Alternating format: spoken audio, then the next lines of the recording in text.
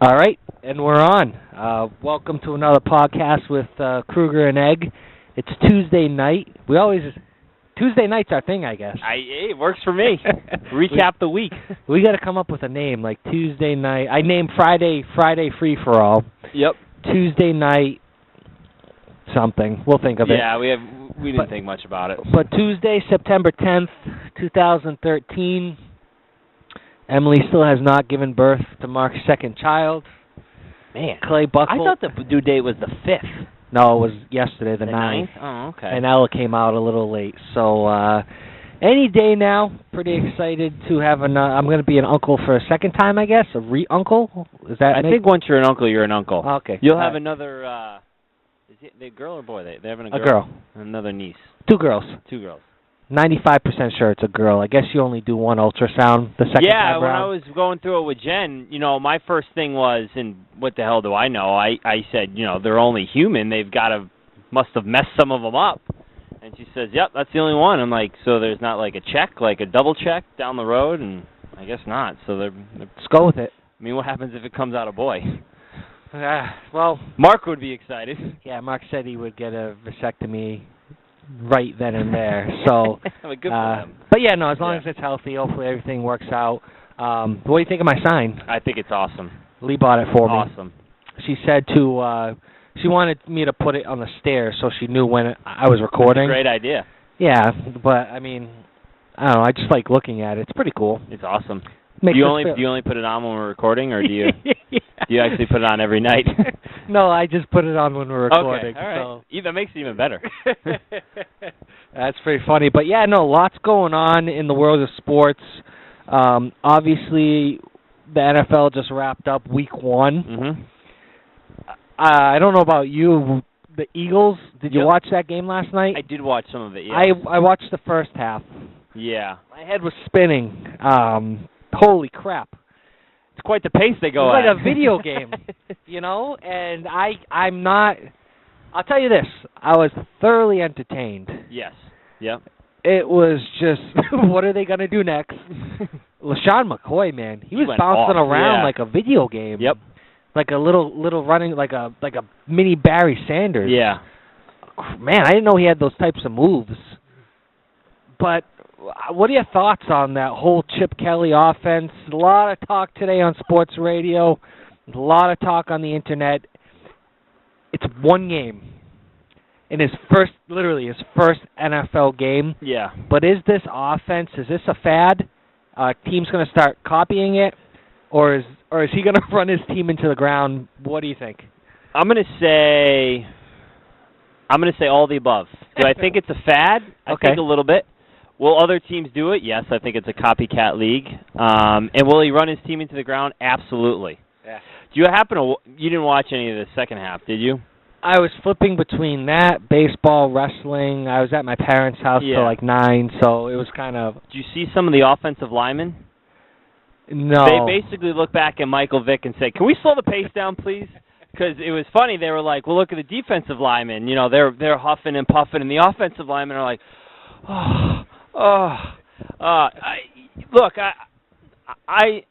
it could work, but you got to give it a couple weeks. So now the whole idea is now people have film on it, video on it. I'm not a huge Michael Vick fan. Again, he's that fantasy entertainment guy, but he's going to throw you a lot of interceptions. You know what else he's going to be? He's going to be hurt. He's going to get killed at one point.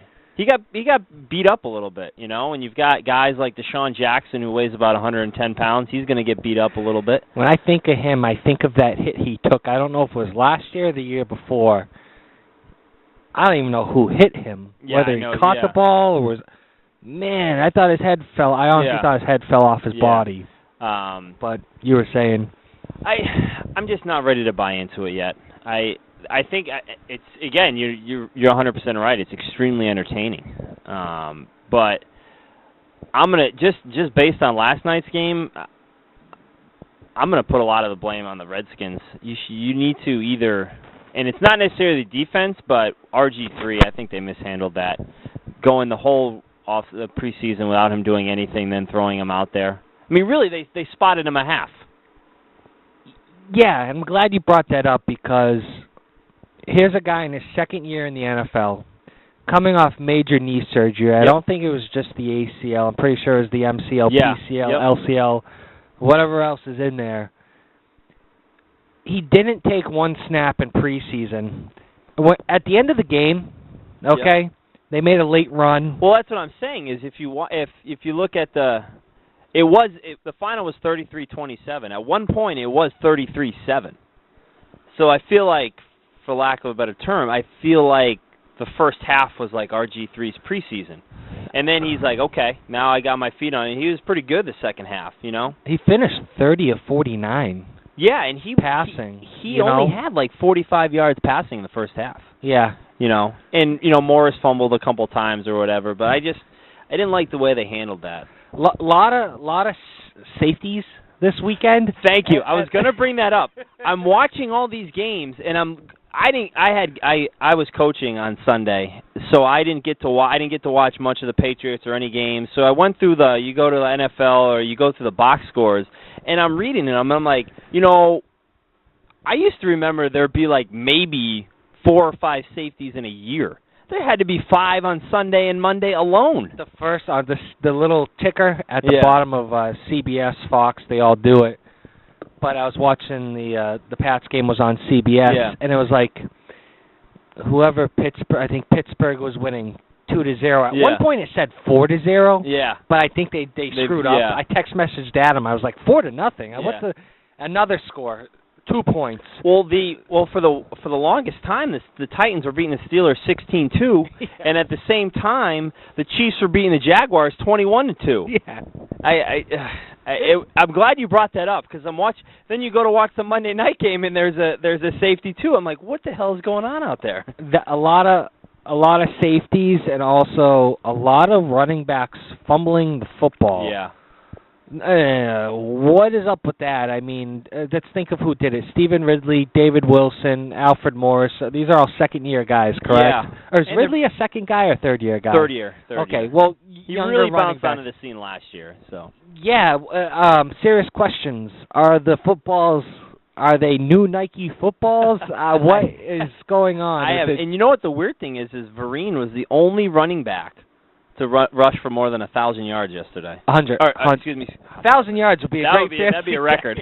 100 yards in a game. Well, up until now, McCoy went almost for 200, but Vereen was the only one over 100, correct? Yeah, including Thursday night games and all of Sunday's game. That's bizarre. It is bizarre, but it also goes to show you just how much of a passing league this is becoming. I mean, Kaepernick for the 49ers. Yeah. Well, actually, Terrell Pryor ran for over 100, but he's QB. Yeah. But even Kaepernick almost threw for 500 yards, or how many? 400? It was 400 plus. Yeah. I mean, you look at the Patriots. They were considered not great, and Brady threw for what, 300? 288. Yeah. I mean, it's nuts. You really. I didn't get to watch as much as I wanted to. I can't take the one thing that I take away from is, to be 100% honest with you, I just really don't think the AFC is very good. Yeah, you've got the. I don't even know. You have the Broncos. You've got the Oakland Raiders, who were thought to be the worst team in the NFL. I mean, they gave the Colts a run for their money in their own stadium. Yeah. The Patriots didn't look good. And we're lucky enough to still win. The Ravens looked awful. The Steelers looked awful. It's just... What do you... The Texans snuck out of San Diego last night if Phillip Rivers doesn't throw a pick six, I tried to watch... I tried to stay up for that game, and just after watching the Eagles, and I guess I want to ask you this. What do you take away from the weekend? Are you more excited for week 2? Did anything surprise you? Did anything... Well, let's talk about the hometown team, the Patriots. Yeah. The Bills aren't that good. No. The Patriots, I think, should have lost that game. Yes. It's a short week. Yeah. Amendola's most likely out. Yep. Vereen's out for 2 months now. Yep. Gronkowski's still out. Yep. Which is expected. Which was, I don't know. Tompkins can't catch something thrown to him if his life depended on it. Which is a problem when you're a wide receiver. Yeah, kind of important to catch the ball. Does Dobson come in, and who is Tom? Let me back up a little bit. Patriots. What's your panic level on them right now? Not too high. Yeah. Again, look, I think you said should they have lost? Absolutely. Yeah. But I think that it kind of goes back to that's what bad teams do. They find ways to lose at the end of the game, and good teams find ways to win no matter what. Certainly wasn't pretty. I don't think long term I'm concerned. I'll tell you what, I'm a little concerned about Thursday as a Patriots fan. Something doesn't seem right. There's something, I don't know. They don't have enough healthy bodies to. Yes, there's like seriously. Yeah. Who is Brady gonna Julian Edelman, which I think everyone in our fantasy league put a waiver claim in for today because he's literally going to be the only one healthy. Sudfield is even. He might be out. The one thing I will say, Leon Washington, maybe? I don't know. Everyone's down on Ridley. Yeah. He wasn't good on Sunday, but he still rushed for 1,200 yards last year. Yeah. So having him being your, I guess you could say, quote-unquote, backup option is very, very good. If they're going to end up putting outrageous numbers up offensively, someone's going to have to do something that they've never done before. One of the receivers, a running back, or, for the first time in maybe about 4 years, the defense is going to have to win them a game, Yeah. Just something concerns me about it. I don't know. Maybe I hate it when people tell people how terrible a team is all the time. So all preseason you've heard how bad the Jets are, how bad they are, what a mess they are, how bad. Geno's bad, Sanchez is bad, they're picking quarterback. I just feel like at some point, I don't know. It concerns me. Call me as concerned for Thursday night. I think the Pats are kind of lucky that the game's in New England. They don't have to travel. Yeah. Short week. Maybe that helped. Maybe that's to their advantage. I don't know. It's only. It would have been only to New York, so it's not that big of a deal. But we'll see what happens. Home opener. That's going to be in their advantage. There's just some. I don't know. Put it this way, I could see this game just being an ugly game. Just being one of those where at halftime it's like 3-3 and you're like, what is going on out Final there? Final score 10-6 or something. Yeah, I don't know, because I still don't think Geno's going to light it up. I don't think he's that good. Let's talk about the Jets-Bucks game. Do you catch any of that? I caught most of the highlights and stuff, yeah. Yeah, they should have lost that game. They should have lost that game. Late hit out of bounds gives them the yards necessary to... Oh, what a booth right now. Derek Lowe, Pedro Martinez. Pedro had to come save Derek. Oh, man. Derek's... the Red Sox are in Tampa right now playing the Rays. I still call it a pivotal series. The Rays have to sweep. Yeah, the Rays have some games to win, but Remy's obviously out for the year because his son decided to kill his girlfriend, but... Eckersley's didn't make the trip. Derek Lowe is filling in. It looks like making his TV debut, and now Pedro's in the booth with him. So they're probably saying some good stuff right now. But let me ask you this about the Pats Bills. Going back to that real quick, what were the Bills doing in that fourth quarter when they had the lead? And I understand your offense is based around the hurry up scheme. Yep. Slow it down. I think there was like 6 minutes left. Yep. And they were up. And they continued to run the hurry-up offense, and they literally ran 3 plays. In like 20 seconds. Yeah, in a half a minute. And before you knew it, the Pats had the ball back with 5 minutes to go and 3 full timeouts. And it was kind of one of those things, all right, I understand you're trying to get the offense to run a certain way. Yep. But don't you want to win the game and do what's right to win the game? You almost sit there and you... Look, they certainly weren't. You feel like they weren't prepared for this. As crazy, you feel like they weren't prepared to be winning in the fourth quarter. It's not a good thing. But no, not a good thing. Yeah. And it's.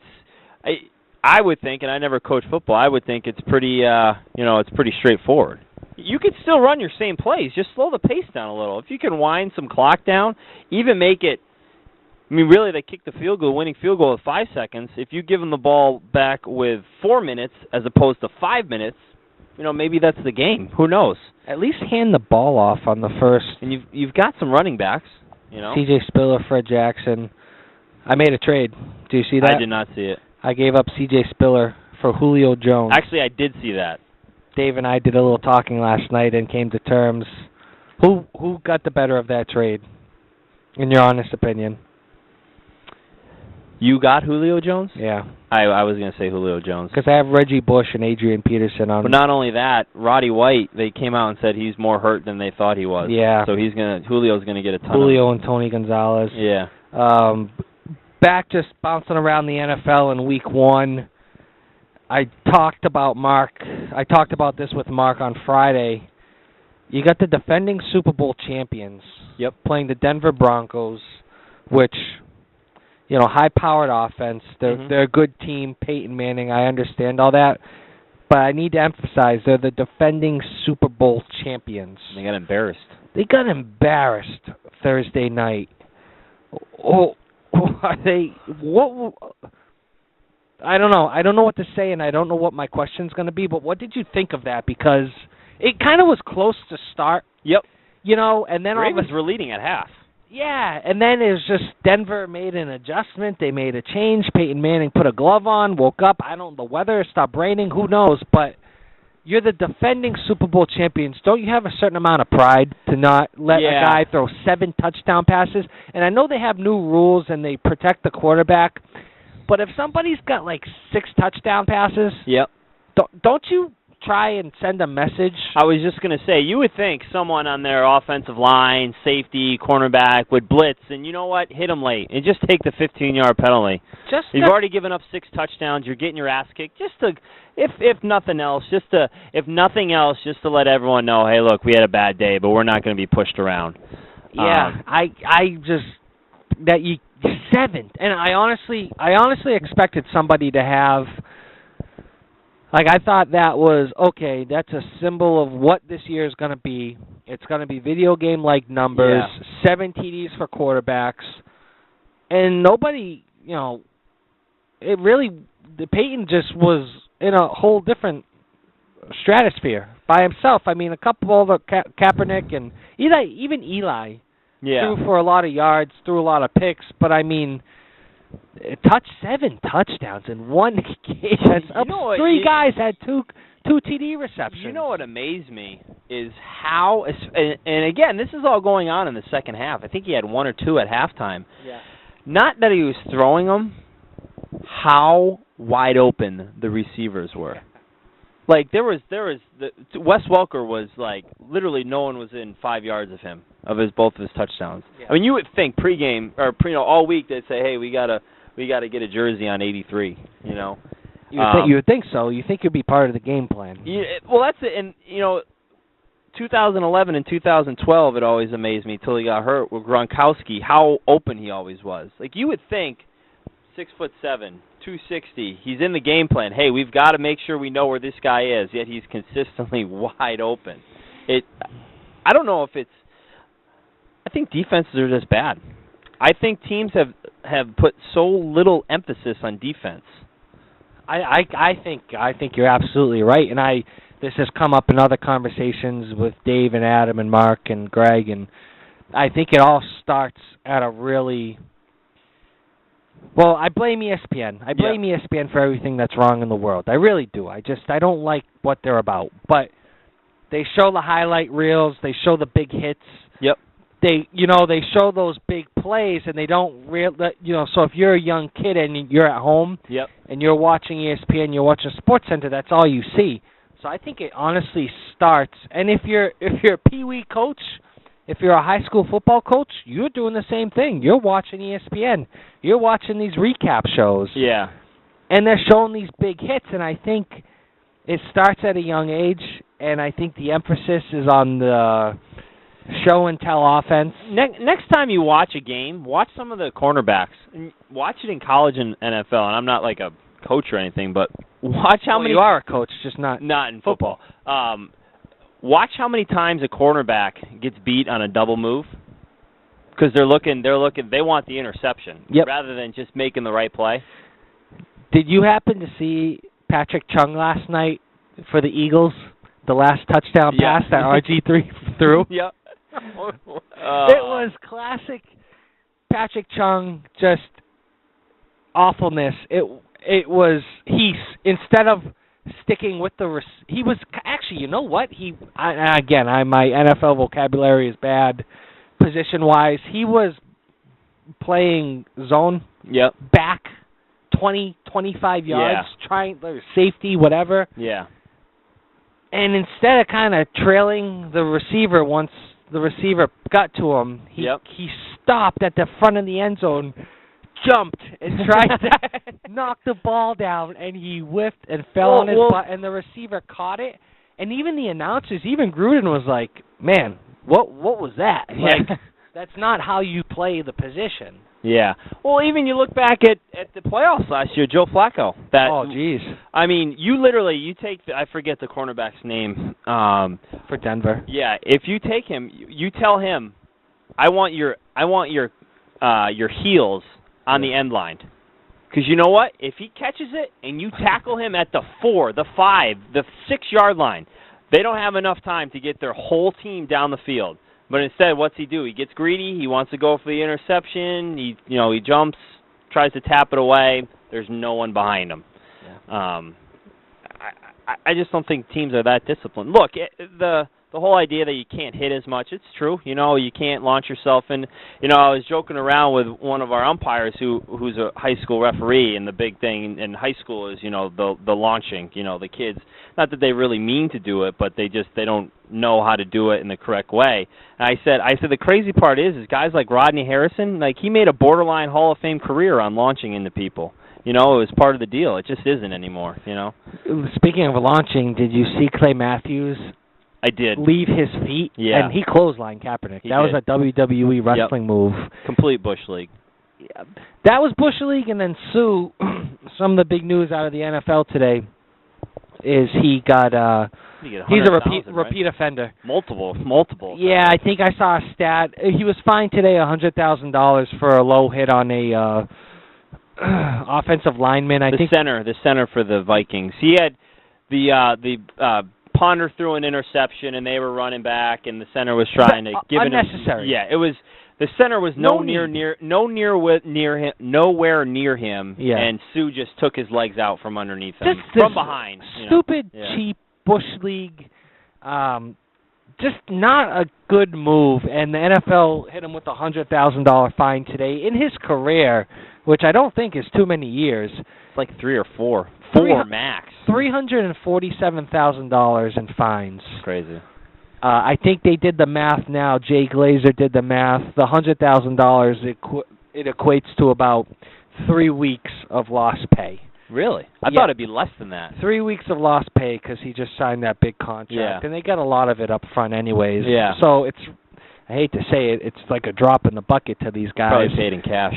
Yeah, but the Lions, Jim Schwartz, their head coach. I'm a big believer it starts at the top with the coach, and you got to pull this guy aside and be like, hey, I understand we were trying to be nasty, we're trying to be bad boys, we're trying to be intimidating. Yeah.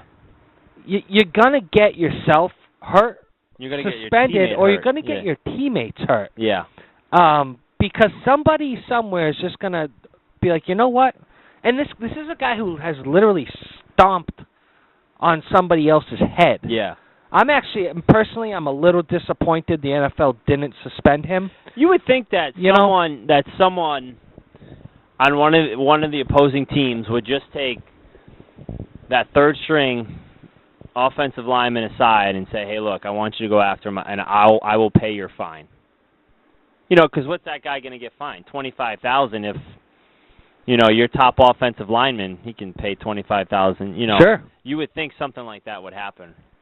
It's the season and young. If he gets suspended, he's the third string offensive lineman. Yeah. No, I'm with you. I'm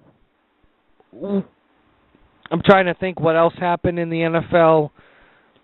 The Cowboys Cowboys they were given that game. Eli Manning, first play of the game. You wait all off season. You prep. You probably have the first series drawn up 2 weeks ago. He literally threw it to DeMarcus Ware. Like, it wasn't even... Oh, man, he wasn't in the play when we drew it up last week. This is a big man. Yeah.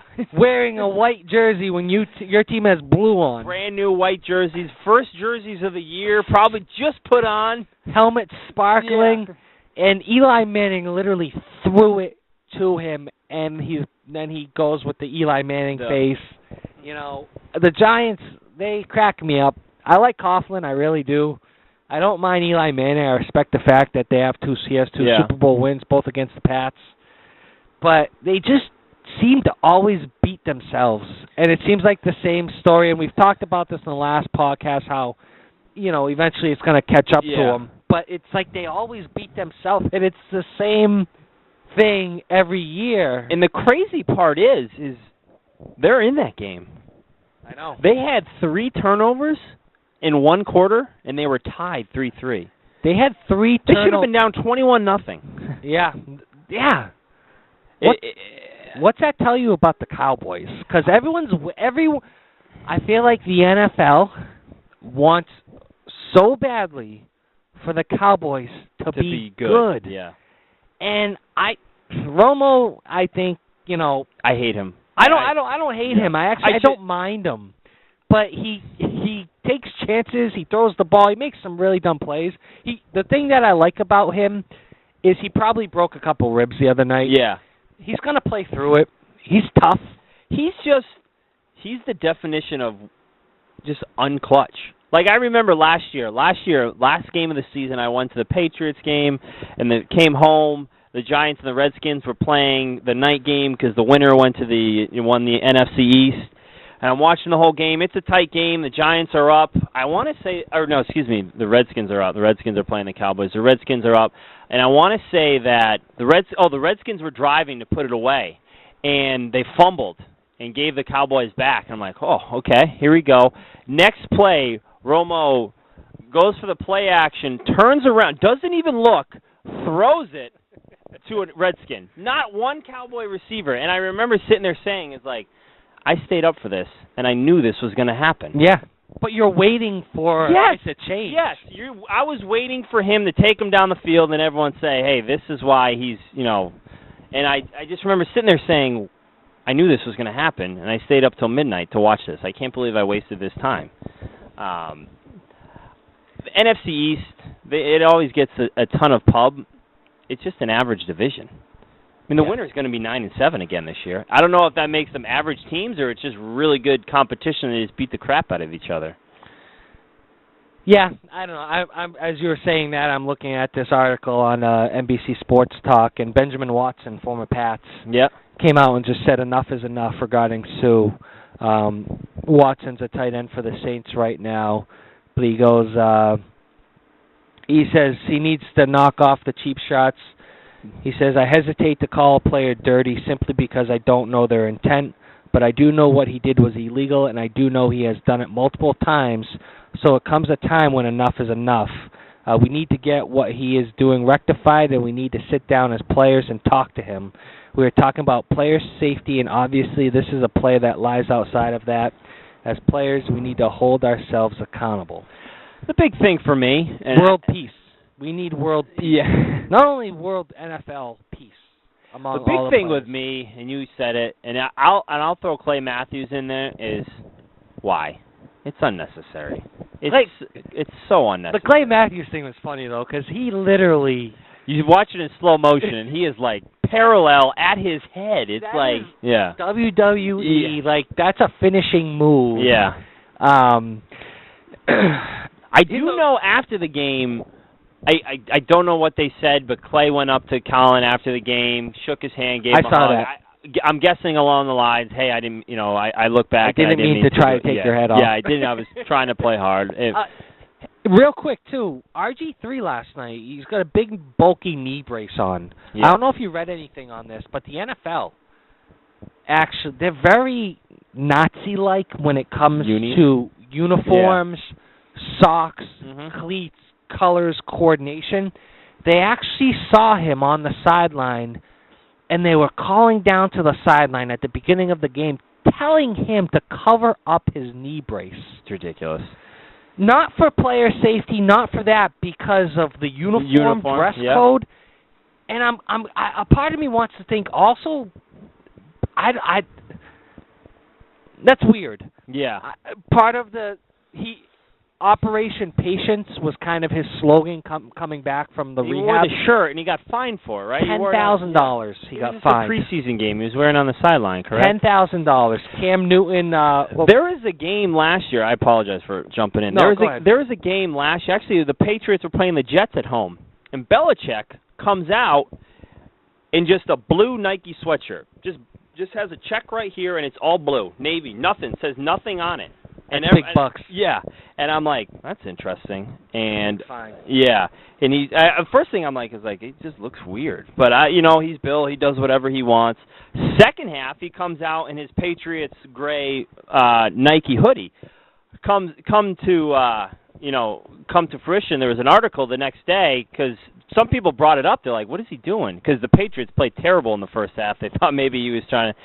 NFL guy went up to him and said, hey, whatever you wear on the sideline has to say NFL Patriots on it. Like he was just wearing a sweatshirt you would find at Dick's Sporting Goods, like you and I would wear. And it was weird. But, yeah, someone in the NFL came up to him and said, hey, you can't wear that. You've got to wear something that says Patriots and NFL on it. There is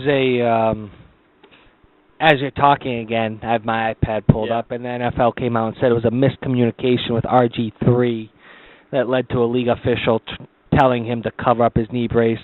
In the future, he can wear his brace the way he wants. So it's kind of maybe Monday night, like the image. It just cracks me up because there are so many bad. You're worried about your image off the field as opposed to what it is on the field? Which we are now transitioning to. I gotta get your take on this, and it's driving me bonkers. And try not to get too hype about this, but protecting your image and worrying about your image. Joe Girardi, man, is it just the fact that the Yankees aren't going to make the playoffs this year that he's finally cracking under the pressure? Yeah. Is it the fact that he's had to deal with the Rodriguez stuff? I'm sick of him, and I'll tell you why. The Dempster thing happened. It was stupid. Yep. Dempster missed him the first time, went back, hit him. Yep. He shouldn't have done it. Once he missed him, it should have been over. Yep. And for whatever, why he wants to hit him, that's his own prerogative. Whatever. Girardi's comments after the game about there are children watching the game, how you have to, you can't see them do that. Yep. That really bothered me. Then last night against the Orioles, during the game, he goes to the end. Now, the Yankees are the visitors in Baltimore, so they're on the third base line. And the managers usually sit or stand closest in the dugout to home plate. Yep. Girardi went out of his way during the inning to go to the other end of the dugout and yell at the third base coach for the Orioles because Girardi thought he was stealing signs. That he was stealing signs. Yeah. Or doing something. Girardi never said stealing signs, but every report is that. Yeah, I read some things afterwards that he didn't. A source told him that they thought he was stealing signs, which the Yankees are notorious for. Which leads to my next point, Kruger. You are representing the New York Yankees. You are representing a ball club that won a bunch of World Series titles. Not only way back in the day before we were around, but in the mid to late 90s, and you won those World Series with a bunch of cheaters. Yep. Not only the Yankees, but a lot of guys doing bad things. Joe Girardi, you were on those teams. Yeah. Stop coming across or trying to portray yourself as a saint. Yeah. Because you're not. And it feels to me like he's going out of his way to protect his image or to portray himself and the Yankees as something they're not, instead of just accepting what it is and getting through this season as fast as possible. Here's my other question to you, because you're a baseball coach, you relay signs. If I come to you and say, Matt, I think the other team's stealing our signs, what are you going to do? What would you do? I want to know what you would do in that situation because I know what I would do. Change them. Change them. I would change them. And the funny thing is the major league teams, and this is mostly because guys are leaving, cut, traded, waivers. So you get one guy in your organization go to the Rays, whether they're in the minors, they can call them and say, hey, what? So they have like a gold set, a blue set, a green set, and each day before the game, they'll tell in the clubhouse, they'll say, hey, we're going green set of signs, or whatever it may be. Switch it up. Just go to the dugout and say, hey, gentlemen, we're going blue set of signs now. Change the sign. You know how many times we've told and with our catchers, you usually go second sign, man on second. They think you're picking them up. All right, we'll go third sign. All right, we'll go taps. We'll do it's. I've never been a big fan of people complaining about stealing signs. It's part of the game. It's the nature of the game. You just said it. Yeah. It's part of the game. I know Francona wasn't big on these unwritten rules. Yeah. I think there are unwritten rules in the game of baseball, the game of anything. Yeah. Any sport. I mean, stealing signs is part of the strategy. If you can steal signs in Major League Baseball and you can figure out when they're going to throw a pitch, it is up to the other team, the team that's giving those signs, to change your signs. And we do it. All it comes down to. I mean, with 18-year-olds, we do it. The big one is at the 17, 18-year-old level is like the catcher will only put one sign down. So there's a man on second. Yeah, you better believe we're going to, if he throws fastball, I'll say, hey, rub your leg if it's a fastball. Yeah, you want to know when a fastball's coming or when a curveball's coming. That's what I love about the game. That's part of the game. If you're stupid enough to do that, make an adjustment. Now, if the score is 18-3, that's a different and it's story. The eighth inning, fine. Yeah, we're done. Don't do that. But if chances are, if that's the score, you've probably already stolen a couple signs. I'll never forget in Babe Ruth, we were in the playoffs, and we were going up against this kid who threw pretty hard. Yeah. And the catcher would throw down a sign. Yep. And you could clear as day see it from the first base coach's box. Yep. So, if the catcher put down one for a fastball, he would say, let's go, Eric. Yeah. If he put down a curveball or a changeup, hey, Blanchard, let's go. Yeah. First name, last name. Clear as common. Pretty common. So if you're on the other team, you've got the entire team, 2 or 3 coaches, a fan. Yeah. If you notice something like that, just say something, change the signs. You don't have to yell, berate the person. I like Buck Showalter. Yeah. I think he has his team play the game the right way. Yeah. And it just really bugged me last night, to see Girardi make such a scene, and I was so happy to see Showalter call him out on it. Call him out on it. And maybe here's the thing. Baltimore, they may have not even been stealing them. Yeah, it very well could have been. They didn't know what was going on. Absolutely. I'm sorry. We went through 2003, 2004. The A-Rod thing. I will admit to you, I like seeing the Yankees not only lose, but I like to see them crumble. Yeah. I do. I'm sorry. Jeter, I'd love to see Jeter walk away because I think he's starting to get to the point where he's trying to play through an injury, and I respect him for that. But I want him to go out healthy. Can I tell you something about Jeter? It was Thursday night. I think it was Thursday night, and there was bases were loaded. Someone was up at the plate. I don't remember who. It was like Johnny Gomes or someone that was not fleet of foot. It wasn't, and he hit this little chopper up the middle, and Jeter. It was not an easy play, but he fielded it. I saw it. Like run to second, jump over the guy that was running, and I'm like, man, he just looks bad. And I honestly, as a baseball fan, I was like, I don't want to see Derek Jeter look like this. Like, he looks so bad. And it wasn't like it was a routine play, but it's just a play that he makes every year up until this. And I guess my question would be, is he hurt more than he is, which I hope he is, or is he just losing it that much? I think there comes a point in every person's life, every person's baseball career, where you just have to. It's so hard for these guys And he's trying his best, but it just looks so bad. It's so hard for these guys. Now think about this, Krugs. He's what, 37, 38? Yep. He's been in the Yankees organization since what? He was 18. Let's just say 18. Yeah, he got drafted out of high school. So for the last 20 years, all he's done, all he's known is baseball.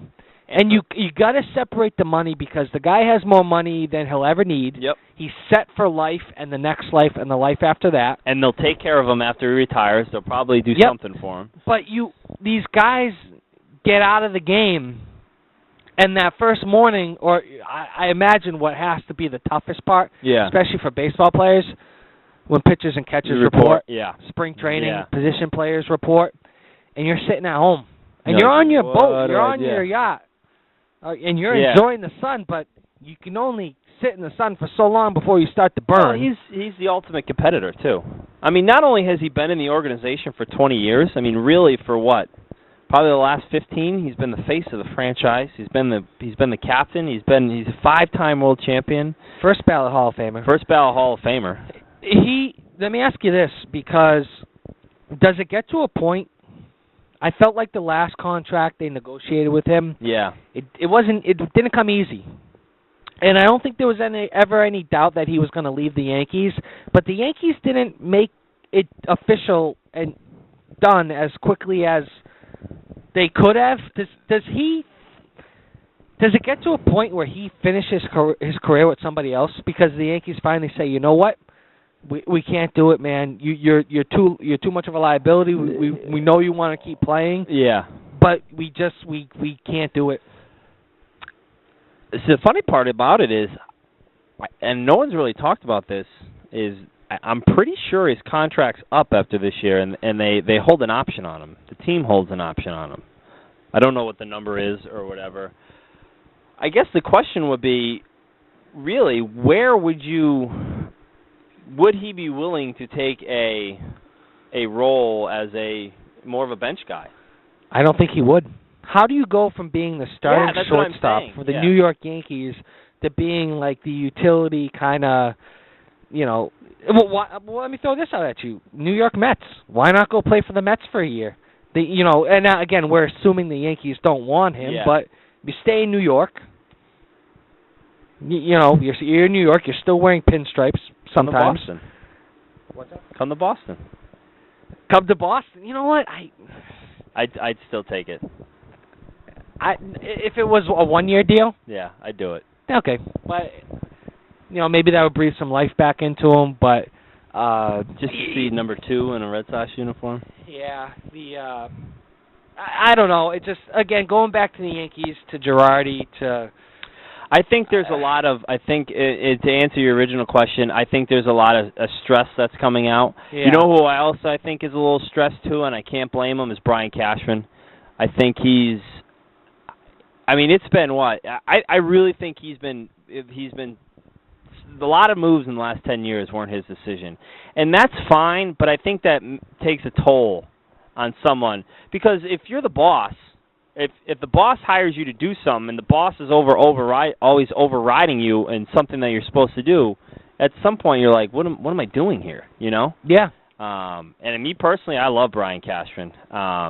I just think, and I think when remember when he lashed out about the whole A-Rod thing, and he told A-Rod to go F off. I think that was a little bit of shut the F up. Yeah, I think that was a little bit of because you know what, it goes back to he didn't want to re-sign A-Rod. He didn't want to do that 10-year deal, and the Steinbrenner said, yeah, we want to do it. What a terrible contract. Yeah, and I think the younger Steinbrenners are. See, I always thought George was crazy. Yeah, but at least he took care of his guys. He always took care of his guys, and he always could. I think he always had an eye for. He knew guys that could fit well in New York, guys that would help them win. I don't think the younger Steinbrenners have that feel, and I think that frustrates Cashman. Jacoby's going to be out for a little while. He may be done. You get a fracture in your foot. You break your foot. You got 2 weeks left, 3 weeks left in the season. The end of September. They're saying. I don't know who's saying, but it's out there that he'll be back in time for the playoffs. Do you find it interesting at all that Scott Boras came out today and do. And kind of reiterated. No, it's not ironic at all. Look, free people, agency. People think he's soft. And that's exactly why I think Boris came out and said all this. He'll be ready for the playoffs. Yeah. Yeah, because he's in his contract year. He's up after the end of the season. He's a free agent, can sign with whoever he wants for however much he wants, and it's fun. It seems like a legit injury. Yeah. He's got a fracture in his foot. Yeah. You got to rest. All right. But Boris seems to be going out of his way to almost get in front of the Red Sox. If you're the Red Sox and you're Ben Sherrington, you're John Farrell, are you sitting there going, "What is Boris doing?" Well, I think the Red Sox were they had also said that it should only be, I don't know if they had a couple weeks. I think they're saying, look, you've got to come back. You've got to come back. Yeah. At least give it a shot. If you come back and you're not the same person, fine. Yeah. But when I saw what it was, I said, oh, he's done. Forget about it. How did he do it? Did he foul the ball off his foot? He fouled the ball off his foot. Yeah. They got to come up with these boots that players can wear, and as they right? run to first, it just automatically comes off. It's like a casing where it just falls to the ground. But you see a lot of the guys, and over the past few years, it's kind of developed into a foot guard. It's into a more protective foot, shin, ankle type thing. But baseball is winding down. The NL's pretty much wrapped up. The Central, they still have to figure out who's going to win. The five teams. Yeah. The AL, I guess, there's still, the Royals are still there, the Indians are still there. I think even the Yankees are still there. I look at the standings pretty much every day now because I like to look at the magic numbers and stuff like that. I was actually pretty surprised to see how close the Royals were. Look, they still need a lot to happen, but they're, 4 back, something like that? They're there. They happen to be playing the Indians right now. I mean, they're they won 10, lost 7, won 6, lost 5. They're not consistent. Now they're 8 and 10 or 8 and 2 in their last 10. They're bound for a 2 and 8 to end the year, just the way they've been playing. I was watching the MLB Network last night, and I was watching the end of the Indians-Royals game, and Alex Gordon had hit a 2-run homer to make it 4-3 late in the game. And Perez was in trying to close it out. Chris Perez for the Indians trying to close the game out, loaded the bases up. Carlos Pena is on the Royals now. Yeah, I think they picked him up. I didn't know that. And then so is Pedro Ciriaco. So really? Ciriaco was on second base wearing 37. Yeah. And then Pena was up the bat. He ended up walking, I think. You know what else? I didn't even realize it. I saw he hit a home run a few days ago. Delman Young is back with the Rays. I didn't know that. Yeah, he hit a home run. He was part of that Matt Garza trade, if you remember. Yep. Delman Young went to the Twins. Garza went to the Rays. It's kind of funny to look back at those trades. I mean, those guys were the 2 big prospects. Garza, he's kind of hit a wall in Texas. He's been okay in Texas. He got off to a real good. He went to a stretch where he was pitching real well. They were thinking about trading him again before the trade deadline. Yeah.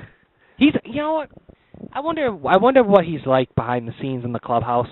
He almost seems like a little edgy, punky, entitled. I heard when they traded Young for Garza, talent wasn't the reason he's got some issues, I guess. I think I remember hearing that too. It was back in college.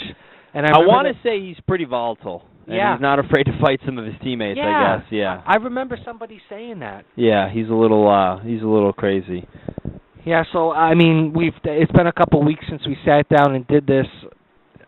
I still see Detroit over Boston in the ALCS. Mhm. I mean, I had the Nationals at the beginning of the year coming out of the National League. Yep. Probably won't happen. Yeah, I mean, the Cardinals. How many good arms do they have? Who's this Waka kid? They are loaded with holy shnikes.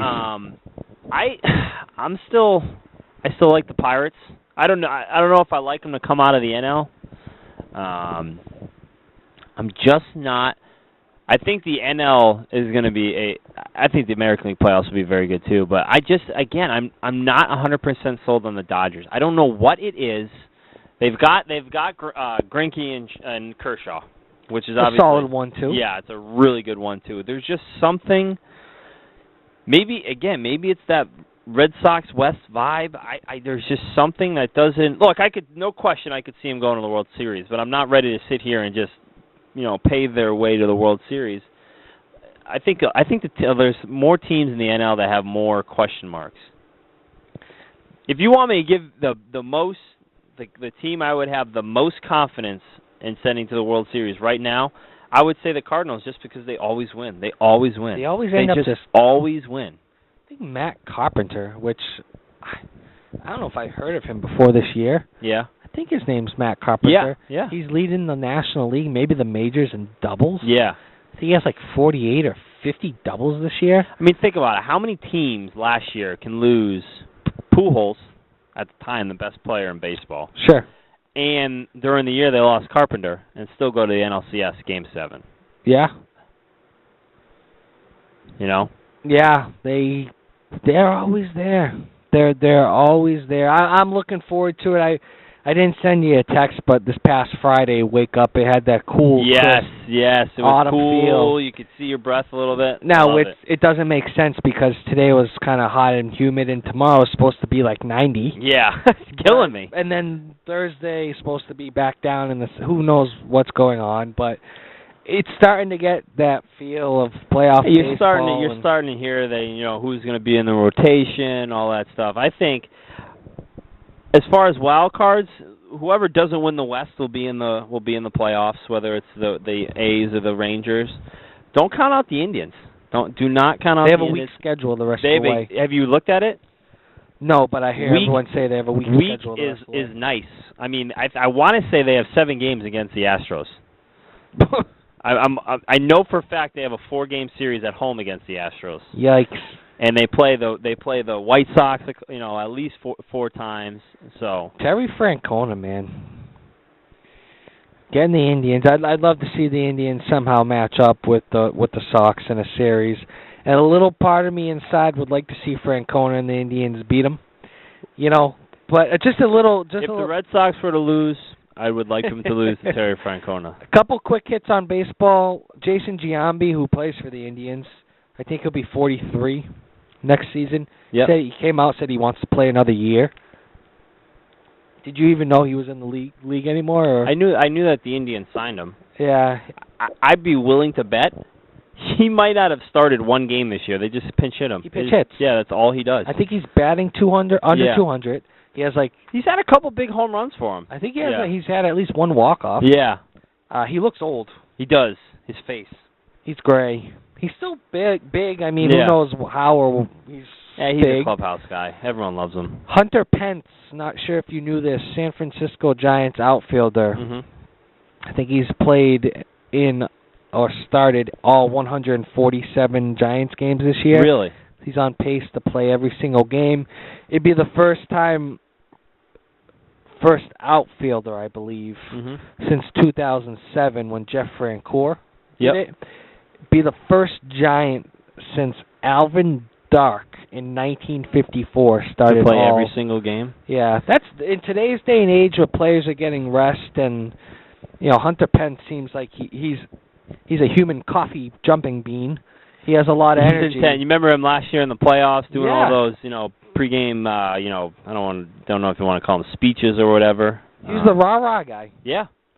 It worked. It absolutely worked. Pretty impressive, though. I mean, do I believe in the managers resting players and preparing for the down-the-road stuff? Yeah, I get it. I understand giving guys, giving them the day off before an off day. Yep. So they get a couple extra days. I understand all that, but these guys also get paid good money. They, some of them just want to play. The Giants aren't in it this year, and they really haven't been in it for a while. They started poorly, and you knew by the All-Star break they were pretty much out of it. Good for him, getting after it. Max Scherzer, he's been stuck on 19 wins for a couple starts now. Yep. How did he do his last? I know he got a no decision. Did he pitch okay? I think the score was 3-0 in the 5th. Okay. When I saw it. So 6 innings, 3 runs. Yeah. Is he going to get to 20 or what? He started off 19-1. He's either 19-2 or 19-3 now. I know I know that he hasn't lost since the Leicester game, so he's 19-2. Okay. I think he will. By the way, I mean, Buchholz has been awesome so far. I don't know if you've watched. No, it's a great pitching tool. David Price, they're in the bottom of the fourth. David Price hasn't given up a hit yet. Buchholz has actually just broke off a nasty curveball to Evan Longoria. Struck him out looking. I think I saw on the radar, too, he hit 92. Okay. If he comes back, man. He's got 2, 3, 4 more starts. Yep. To close out the year. Say he goes 3-0 with a 2.5 ERA. Goes 12-0 on the year. Yeah. Is he your number one heading into the playoffs? If he can show it, yeah. Look, I'll put it. I think the Red Sox can succeed without him. We'll say, no matter what, he's going to be in the rotation playoffs. I would think so. Unless he's hurt again. If he's the Clay Buchholz he was in April and May, and the first part of June, I mean, I think they're the favorite. I mean, he was awesome. His ERA's below 2. He's so skinny. Yeah, so frail. He looks so frail, but he's got. Remember when he had that stomach problem? Oh yeah. I to this day still think it was an eating disorder. Really? Just because he's so frail. I feel like he's the kind of guy that would have. Not that we wish that on anyone, but he kind of looks like a little gremlin. Yeah. Yeah. No, it'd be nice to have Buchholz come back, be 100%. A little update. I mentioned to you last time this guy. I butchered his name. Ballantine. Yep. Latimer. Yep. Again, we'll keep the W silent at the beginning of Vladimir. I don't know if you probably didn't see it. He hit number 54 last night. Oh, yeah. In Japan. He's 1 away from tying the Japanese record. Yep. Now, I did a little research on this. There are like 3 or 4 guys tied at 55. Really? Yes. You know why? These players get to 55 home runs. They don't want to surpass. They're American or they're not Japanese. Yeah. The other teams don't give them any pitches to hit. Oh, really? Now, the home run this guy hit last night, I kid you not, over his head. Really? I'll have to show you before you leave. The pitch, fastball, it was over his head. He swung, and he crushed it to center field. I don't know how many games he has left, but he's stuck. He's not stuck. He's on 54 home runs. I think he had 50 in 99 games last time we talked. But it's, again, this is a guy who in like 500 plate appearances had 11 home runs in the bigs. So he doesn't seem like he's not a big guy. He's just hits well. he just hits the Japanese pitching well. A question I need to ask you too, and I know you brought a list of topics we'll get into, but just to kind of finish off my thing. Yep. And it's a random question. I just wanted your opinion. Pete Rose. Yep. Should he be in the Hall of Fame? I think so. Why? I think, first and foremost, for people that don't understand, people always say, well, all he did was bet on games, and, he didn't bet on his games, or when he did bet on his games, he bet for his team to win.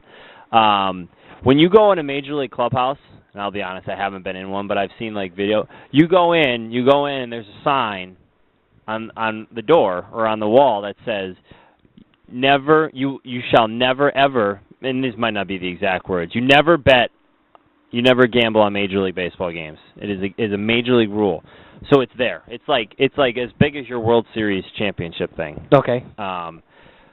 So he should have never done it. When I was okay with letting him in was when he said, I did it, I was wrong. You know what? He made a mistake. He made a big mistake.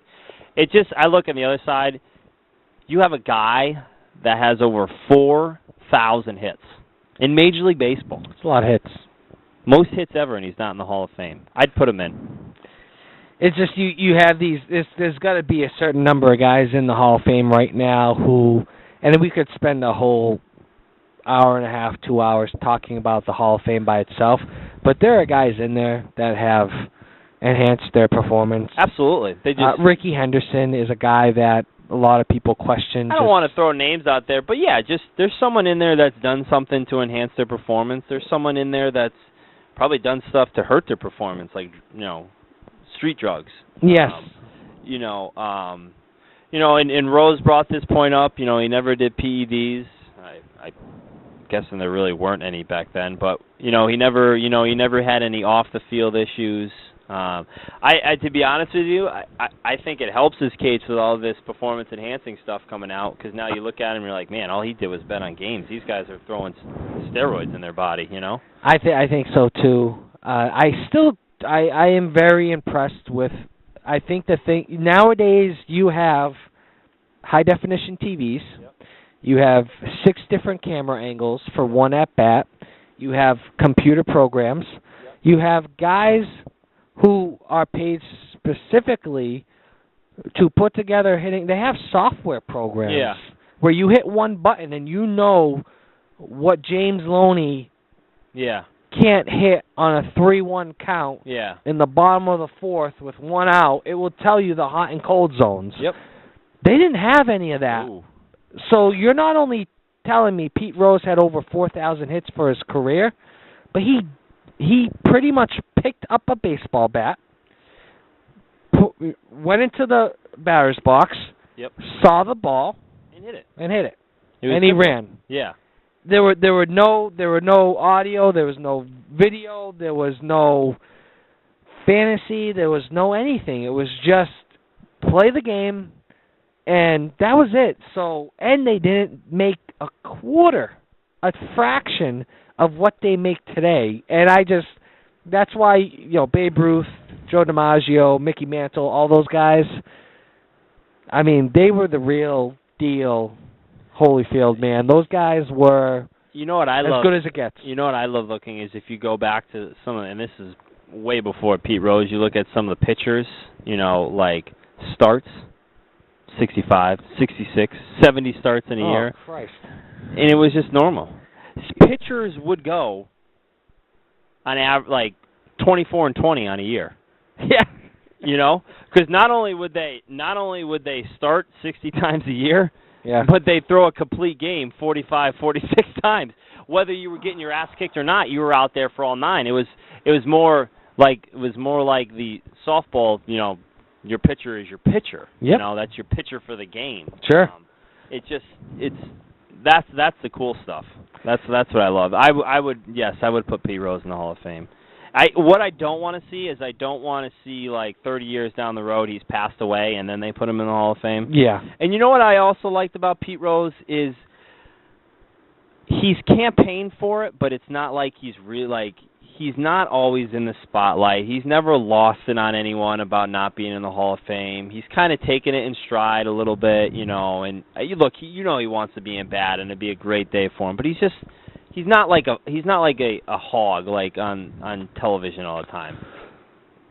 You come here every Tuesday or every time you come here and you have a little list on a little grocery piece. What is that? It's a to-do list, which is our grocery list sometimes. Yeah, and whether it's a podcast you listen to or you have some topics that you want to discuss. So you've got the mic. I mean, what's on your mind, Well, man? the first thing I had written down was Week 1 of the NFL. We covered that. Yeah. The second thing was something you had texted me, and I had actually seen a couple of weeks before. You see what the NBA is doing with the cameras? I read the article the night I sent you the link. Yeah. I read the article. Go ahead. They're basically they have cameras everywhere, in whether it's the locker room, on the court, in the scoreboards, wherever, and they basically just follow the players. And these cameras also have ability to tell if a player's at 100%, if he's at 40%. If Kevin Love says that his knee's hurting him and he's fine, the trainer can go to the camera and say, no, he's really playing at 30%, you need to take him out of there. Thoughts on that? Well, part of the article said that this isn't necessarily new. Yeah. There have been some teams that have been using it. Yep. Now everybody's going to use it. Yeah. It's weird. It's a little much for me. It's almost an invasion of privacy. Can you see? I don't know. Can you see Doc Rivers going up to Chris Paul and saying, "Hey man, I got to take you out. The camera up there says you're only at 30%. I'm gonna put someone else in. You'd be like, it's like an NBA game. It's like a video game. You remember when you used to play MVP The automatic 2005, Yeah. and you would go through and after every day it tell you what percentage, and then you have an off day and everyone's back at 100%. Oh yeah, no, yeah. Even during the game, if Yeah. you didn't change the settings, they'd automatically take your best players out of the game. Yeah. But yeah, no. What do you think of it? You just Well, the first part, David Stern said it was more to get the fans behind the scenes, kind of look at stuff. That I'm all for. I love it. Anything behind the scenes. I love it, and I'll tell you what. I'll give you an example. You want to get me hooked? Go behind the scenes. NHL Network does this show called The Oil Change, and it's this behind the scenes show about the Edmonton Oilers, players, GMs, everything. I can't name you one guy in the Edmonton Oilers, but I watch it all the time because it's cool to see what they do behind the scenes. They had behind the general managers, during trade deadline stuff, and the Travel Network last year did a show on the Cleveland Browns, and basically it was behind the scenes of everyone but. Like, it was still behind the scenes with the players and the coaches, but, like, the equipment manager, how they travel game to game, what it takes to take an NFL team from Cleveland to Dallas. It was awesome. And, again, I have zero rooting interest, but it was just the behind-the-scenes stuff is awesome. You know what I would love for the NBA? Yeah. Put a game on TV. Yep. Whether you have to put it on FXXX, HBO, Showtime, I don't care. Have your own special after-hours channel. No commentators. Yep. Put mics close enough to the court where you can hear the players. It'd be like street ball. And you could hear the crowd. Yeah. But I want to hear more focus on the players, what they say. The players and the communication. And I would sit here and I would watch that game, and I would just love to hear KG barking out the defensive signals. I would love to hear him call someone the N-word. Yeah. I would love to hear whatever. I want to hear the trash talking. I want to hear the referees talk to the players. That would draw me in. You get that a little bit in the NFL sometimes. They'll get those mics close and you can hear the quarterbacks, changing calls, calling out different, who's who and who's where. I love that kind of I'm all for that kind of stuff. Yeah, I'm right there with you, man. I'm right there with you. Sticking on the NBA, and I've kind of thought about talking about this a couple times, but because it's not, I wouldn't call it new, but Lamar Odom. Have you followed his little? A little bit, and the only reason why I have is because Lee and her sisters watch Keeping Up with the Kardashians. Where Jen loves it, and I watch it too. Somehow, I know what's going on with Lamar before they do, which I think they should be telling me. Keeping Up with the Kardashian side, the funny thing is I always thought Khloe and Lamar were the two normal ones. Sure. And so obviously he's got some serious drug problems, which you never want to hear or see. I guess my question to you, and this is in general, drugs in sports, is how do these professional athletes take these drugs and still play at such a high level? Well, I'm saying rec drugs, cocaine, crack, weed. I would point so. My question to you is, so you saw that article on Aaron Hernandez that he was heavily into angel dust, right? And angel dust was what the guy in Miami who ate the guy's face. That's what he was on. How do these guys do this consistently and can still play at such a high? It's absolutely amazing. The Hernandez thing, I don't buy just because of his physical stature. Yep. And the way he did play. Yeah. I think it would be humanly and physically impossible to be hooked on PCP. Yeah. And look the way he does and play the way he does. I don't necessarily buy that. Yeah. The Lamar Odom thing. When's the last time Lamar Odom made a solid or valuable contribution to a National Basketball Association team? He's been nothing but a backup and a throw-in. He bounced around with the Clippers a little bit. The Mavericks kicked him off the team. Hey, and you know what the funny thing about the Mavericks is when they said they were going to cut him, Lamar's agent came out and said he would like to play for three teams, the Lakers, the Clippers, or the Celtics. And when I heard that, I said, hey, I think he's a great fit. Guy coming off the bench. So to answer your question, how these guys do it, hopped up on all these drugs, I don't think they do. I don't think they do. Maybe they can get away with it for a little while. Yeah. But it's going to catch up to you. It's going to start to show. There are so many players in the NFL. There are so many players in Major League Baseball and basketball. Yeah. And every year there are new players coming in that sometimes you'll see a name and you're like, oh, crap, what happened to that guy? Yeah. Like, for instance, Brandon Lloyd in the NFL. Well, what's his deal? Why isn't he on an NFL team? Why isn't he on the Patriots? There's got to be something behind the scenes. Yeah. That dude, whether I don't think it's drugs, it might be, but there's always something that we don't see, that we don't know about, and I look at you just hear these these guys that are doing, even if it's not intense, they get suspended for recreational drugs. You look at a guy like Birdman, Chris Anderson. Like when we went to CJ and Caitlin's wedding the other day, I had 4 or 5 beers. I was not my same person for about 3 days. And it's just, I see what you're saying. Yeah. Yeah. I can't imagine it. Imagine waking up after a night of just drug binging and having to play an NBA or possibly an NFL game within the next couple of days. It's unbelievable. I guess Lawrence Taylor pretty much did it his whole career. Yeah. So it's. Yeah, I don't know. It's a good question, and maybe they are just defying human logic, and who the heck knows, man? Running up and down an NBA court, And it did. And the one thing the article did say is that with Odom, that is that he, I guess he was not on it during the NBA season. He stopped during, which I just for some reason find hard to believe, just because I would imagine a drug like that is so addictive, Yes. Yeah. That was the one with me, and basically, and this sounds really stupid. I always kind of like Lamar Odom, just personally as an NBA player. You're right. He was a 6th, 7th man. He won a couple titles. I just always liked him. Yeah. Maybe I kind of watched a little too much Keeping Up with the Kardashians. Wait, let me ask you this real quick before we move on to the next thing. Yeah. How much? He's part of that show. Yep. It's been on for a while. Yep. I think you're starting to get to the point where you've got your Miley Cyrus, you have your whoever the Taylor Swift, you have your Jersey housewives. Yeah.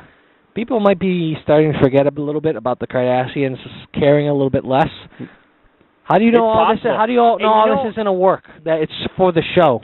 It would not surprise me at all, because you know what? To be honest with me, I started to like, and this is going to sound really stupid, but I started to like Lamar more because you watch him and you're like, you know what? And it's television, yeah, but you watch him and you say, he seems like a pretty normal person. He's not. Sure.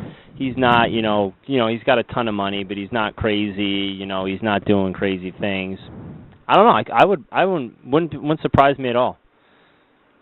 One other topic, NBA, Brooklyn Nets. Yep. Jason Kidd, number 5. It's being retired next month. Oh, really? October 17th. They start the season the end of October, early November, right? That must be a preseason game then, I would think. Yeah. So retiring number 5 ties into KG. I know he's wearing number 2 because Malik Sealy, but maybe that's another reason why he didn't take number 5. I'm glad he didn't take number 5. Me too. Yeah. But in a way, I would have liked to seen it, because I think if he had gone with number 21, I think we talked about this. Yeah, but you know what the bottom line is, and it's easy for us to say, but I think that people, if you were to ask, when KG retires and he goes into the Hall of Fame, people are gonna sit there and say, what do you remember him for most? You're probably gonna say when he was with the Celtics. You think he goes in as a Celtic? I don't think do they distinguish in the NBA? I don't know. I think they just put them in. Oh, really? I'm pretty sure, yeah. Oh, okay. I'm pretty sure baseball's the only sport where they actually put a and team baseball chooses for you, don't they? No, you can choose, but baseball has the right to overrule you. Oh, so, really? Like with the Wade Boggs thing, right? In his contract, it said you're going to sign with the Rays and go in as a Devil Ray. MLB said that's not happening. Like so. Yeah, you have the right to choose. Stupid question, and hopefully... Did he go in as a Yankee or a Red Sox? A Red Sox, yeah. He did?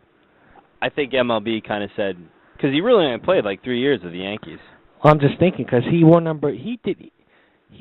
12 and number 26 with did he wear 26 with the Red? 26, yep. And he wore 12 with the Yankees. Yeah. Okay, yeah. What else you got for me, Krugs?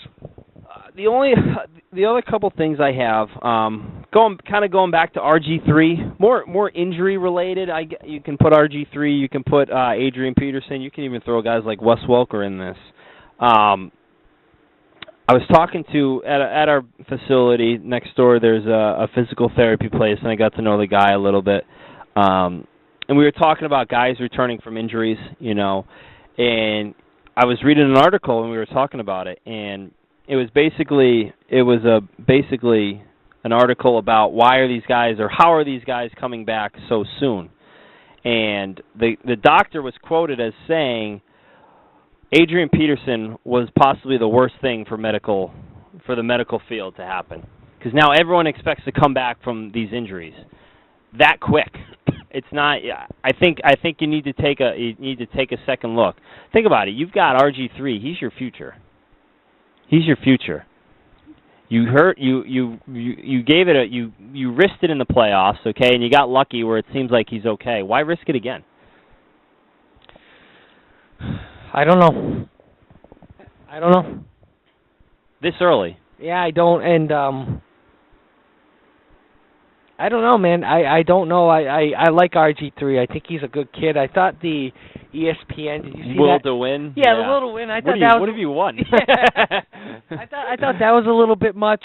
I like seeing him working out. I like seeing him do all that kinds of stuff. But it's just kind of like, let's pump the brakes a little bit on RG3. Let's let him. Let's not put the horse or the wagon before the horse. Yep. And that's. But I'm with you, man. Like he's still a young kid. I think in his case, if he blows his knee out again this year, and he can't play ever again, that's I think he has other options, which is good. But a lot of these guys don't. They make a quick buck, and honestly, you get $5 million. You would like to think it would last. Yeah. But anyways, I'm with you.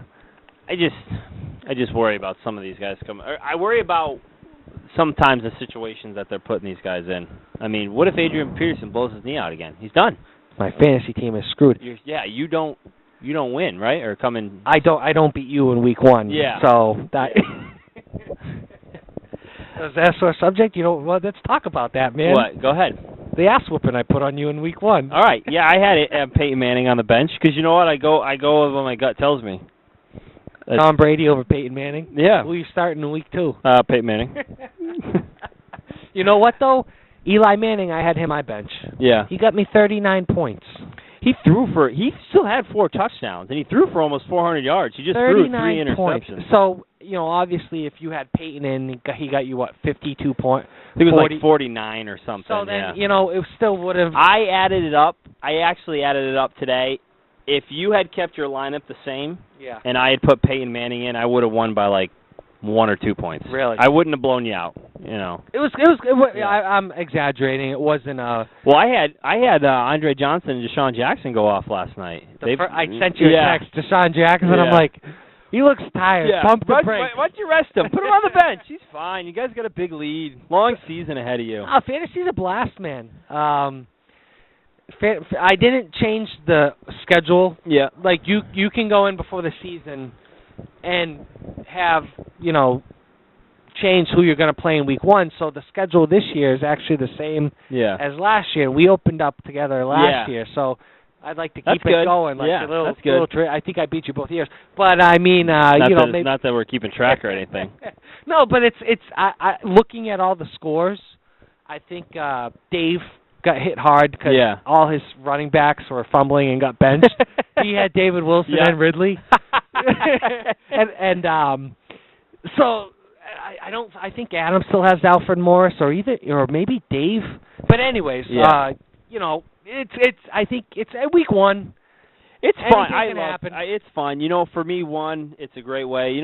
reality is we're getting older. We're going in different directions. We still have something to kind of bring everyone together. Yeah. And you know what? The other reality is it keeps you, whether you like it or not, it keeps you involved in games you would never be involved with. People were interested in the Chiefs-Jaguars game because Jamal Charles is in it.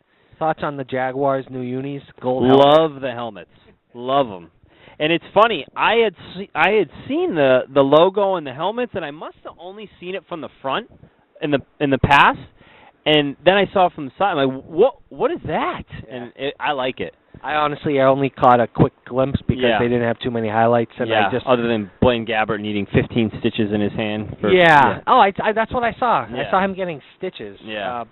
Your to-do list, do you have any other topics on there? One thing I have, and this is a lot of talk about the Red Sox, interest in the Red Sox, sellouts. What are your thoughts? People interested, people not interested? I shouldn't say sellouts. People, Fenway's not sold out every night. I think when the playoffs start, the Sox are. I think they're winning the division. Yeah. I'm not Tony Maz. I'm not waiting for something bad to happen. He finally admitted that he was wrong. Yeah. There's a chance they could win 100 games. You know what is funny? I was doing the math. I just took their winning percentage time, 162, and after Saturday they were at like 98. Like they were on pace for 98. And that's amazing. They won 69 games last year. They were bad last year. They were terrible last year. I think once the playoffs start, the fans will be there. I think with football starting, hockey's coming up, nobody cares about the Celtics anymore. But once playoff baseball rolls around, I guess people are talking about, I don't necessarily think that any stadium, look, if you're like we're watching the Tampa Bay Rays right now, if you're watching them and you're consistently getting 11, 12,000 fans, that's a problem. But the fact that there's seats available, tickets available, I think that's a good thing. In the sense of, from 2003 to 2011, you and me sitting here saying, hey, you want to go to the Red Sox game tomorrow night? It wasn't an option unless we had tickets. And we're usually, it's usually a month in advance. Hey, July 4th, we're going to Red Sox. We got tickets. Sure. My buddy Tom, lives right in Boston, and there's been a couple times where he's been with some friends, and like in the first inning, he says, "Hey, you want to go to the Red Sox game?" Yeah, let's go. I think there's a cool aspect about it. I agree with you. They were talking about I can't remember who it was, but it was a quote from Branch Rickey, an old MLB owner, and he said a Major League Baseball game should never be sold out before the first pitch, because there should always be the opportunity for someone to just say, hey, you want to go to the game tonight? I don't think it's necessarily a bad thing. Do you want to see on the business side? Do you want to see the place sold out? Absolutely. But and we'll see it with the Celtics. Hey, you want to go to the Celtics Thursday? Yeah, it's an option now. Yeah. And yeah, they're not as good anymore. But the whole idea is it's not necessarily a bad thing. I think there's a cool aspect to it. I'm with you, man. And you're not, you don't have to go to StubHub to get tickets. Like I think I was telling you, I brought my wife to the Patriots Day game because it was her birthday. I got the tickets on like March 1st. Those are usually sold out December 1 when the special tickets go out, because that's one of the special days. Yeah. And we got decent seats, and we got them for, they weren't an outrageous price. So I think there's a cool aspect to that. The place, it was pretty close to sold out, and I don't think it's necessarily a bad thing. And my last thing is more of a question to you. In general, in sports, to you, what is the most, and I think this fits well for this week, what is the most underrated stat in all of sports? The most underrated stat. Statistic. Oh, in any sport? Yeah. I actually, it's funny you bring that up, because I saw earlier this afternoon they showed the top 5 hitters in the National League for batting average, and there were guys on there that I'm starting to think batting average is overrated. Yep. I do value very much offensively. Yep. Batting average with runners in scoring position. Okay. That is one stat that I wish people talked more about, because I think it's very important, because batting average as a whole can sometimes be deceiving. It's kind of like pitchers and wins. Yeah, in a way. I think like with Scherzer, 19 wins. I think a lot of things have to go right. I think quality starts. Yep. I'm focusing on baseball. That's a tough question. But well, what are you thinking? My answer: games played. Okay.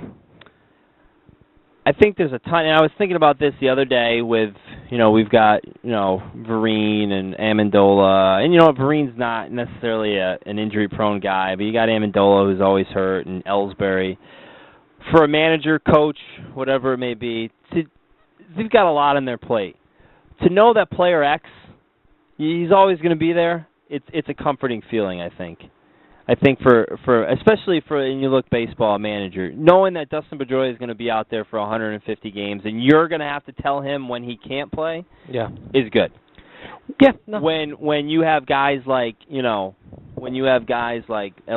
and you can throw Buchholz in there, where you feel like they're one step away from being out for a week and a half, 2 weeks, and then it turns into a month and a half. I think there's a ton of value in guys that just go out there and play. You know what? Are they going to be awesome every single time? Probably not. You know what? But they just take. You look at Lester. You look at a guy like Lester, and he's been much better this year. You look at his last 5 years. I think it's like 32, 33, 34, 32, and he's on pace for 200 innings. I think innings pitched with the starters. To be able to do that. And I say it all the time with Derek Lowe. I think there's always value for guys like that. You know what? Derek Lowe had his issues. He liked to party. He liked to drink. But you know what? Every fifth day he took the ball. And there was games where he sucked, but he always went 5 or 6 innings. We're rapidly approaching the 90-minute mark. This time really does fly by when you are holding a microphone. Oh, we're done? Well, we're not done. I want to throw this at you because we didn't talk. We talked a little bit before we went on, but I didn't bring this up, and I want to get your thought. Tomorrow's the 12-year anniversary of 9/11. Yeah. 12 years. Yep. Holy crap. I didn't know you 12 years ago. Yep. What do you remember about that day? Where were you? Funny story. That year was our junior year, even though we didn't know each other. We were in the same grade. North Kingstown High School the town of North Kingstown was gracious enough to build us a new high school. Sure. Now, they were not done at the time.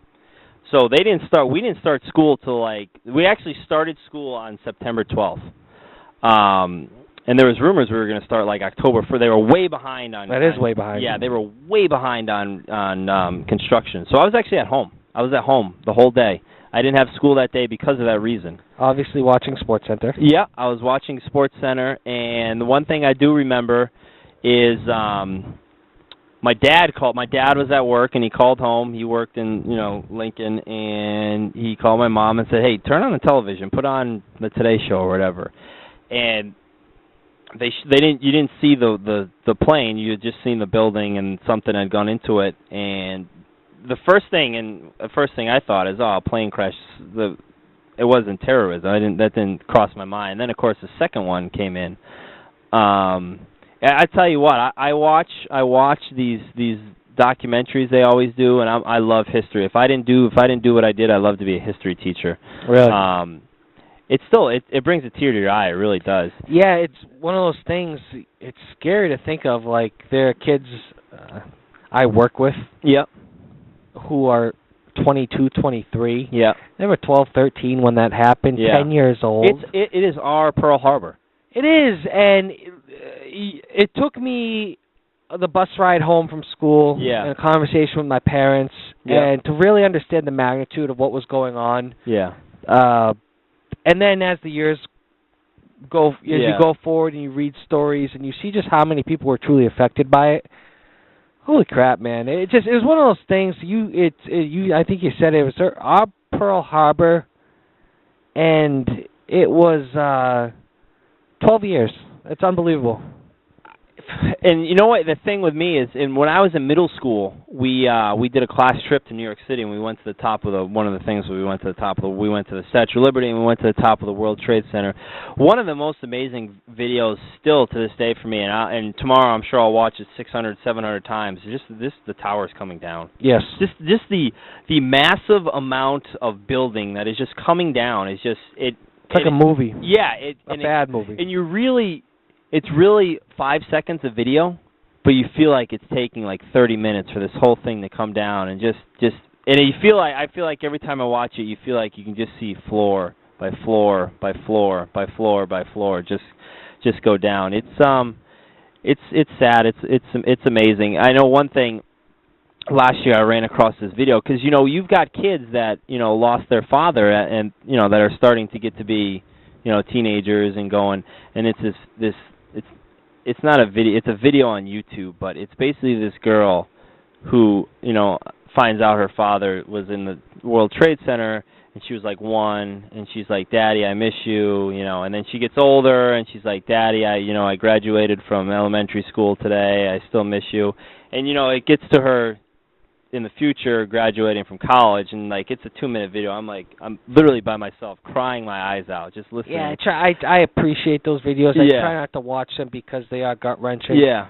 I don't mean to end this on a sour note. It's life. It happened. Tomorrow's September 11th. Yep. Unfortunately, I know some people have birthdays tomorrow. Yeah. Who knows? Emily might have her child tomorrow. Yeah. Unfortunately, 9/11 gets tied to 9/11. Yep. But it's history. It's part of life. It's 12 years ago. I just wanted to get your quick take on it. I always try and take a moment every 9/11. It's the magnitude of it. Well, I was reading an article today. There's thousands of first responders that are now having issues with cancer because of stuff they were exposed to that day. There's many side stories. Yeah, so many. And it's this is officially the longest podcast we've done. I want to say something because I'm curious to see who listens. Yep. And who listens to the entire thing. So I'm going to go out and say this live on the mic now. Yeah. If you are listening at the 91-minute mark and you have not clicked stop or given up on Kruger and me, send me a text message. If you're listening, you have my cell phone number. Send me a text message or email me. You will get a gift certificate. Ooh. Yeah. You will get a $10 gift certificate. I know a lot of coffee drinkers out there, to Dunkin' Donuts. I'm going to text you tomorrow. My treat. I will send it to you. I will give it to you somehow. I know I actually sent this link to my Uncle Paul. Yep. Lives in the Cape. Hopefully he's listening. I know he might prefer a cold 6-pack. But I'm my Uncle Mike in Haverhill. I don't know if they'll listen to all 92 minutes now, but let's see who's listening out there. Let's see who goes to the whole thing. Let's see who doesn't quit after 5 minutes and said, man, not who's this tough. Who's mentally tough? Who wants more Kruger and Eric? You let us know. Who knows their sports? Yeah, that's sending questions. You want Kruger and I to answer questions? We'll answer questions. I got my phone right here. Text message live. We will somehow. We are just getting started. We will again continue to evolve this podcast. Yep. We will bring in a third person. We will bring in... That third person needs to bring a microphone, though. We will bring in music. We'll have some fun with this. So, again, if you're listening, send me a text, send me an email. Dunkin' Donuts, $10. If you prefer nice Starbucks, that's fine. Kruger, you don't qualify. I'll buy you one anyways. But, Krugs, it's been fun. It's been real. Again, we could do this for 90 more minutes. Maybe we'll stop this and start another one up. I don't know. But, I appreciate you coming over. No, thanks for having me. We'll do it again. I say it every time, but 2 weeks goes by and you have so much you want to talk about. I know. There's a lot that goes on. Yeah. There's a lot that goes on. All right, till next time, Krugs. All right, take care. Take care.